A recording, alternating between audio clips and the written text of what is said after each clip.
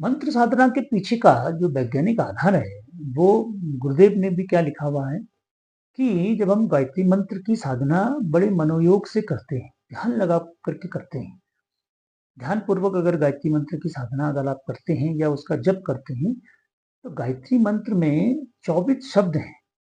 तो जब 24 शब्द का हम उच्चारण करते हैं, तो वो 24 शब्द जो हैं, वो हमारे शरीर के जो 24 अलग-अलग बिंदु हैं, उन बिंदुओं को एक तरह से क्या करता है, वो सक्रिय कर देता है, ठीक? उनको एक्टिवेट कर देता है।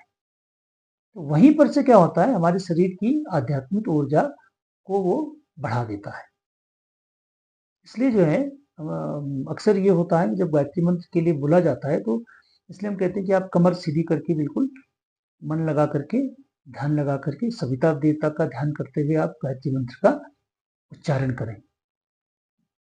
तो उसके पीछे का जो लॉजिक है वो ये है साइंटिफिक कि जो 24 हमारे बिंदु हैं शरीर के अंदर में, तो वो शरीर के अंदर के जो 24 अक्षर हैं उन अक्षरों का उच्चारण करते ही वो बिंदु हमारे एक्टिवेट हो जाते हैं और वही हमारे शरीर की ऊर्जा को बढ़ा देते हैं।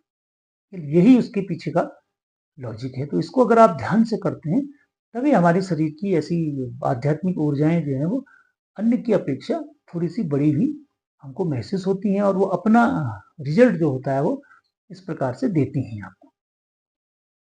ठीक? तो उसके आध्यात्मिक लाभ जो हमने को समझ में आते हैं या जो हमने अनुभव किया आध्यात्मिक लाभ, तो आध्यात्मिक लाभ उसके इसी प्रकार से होते हैं कि जैसे आपको कई चीज़ों का, कई घटनाओं का पूर्वाभास हो जाता है।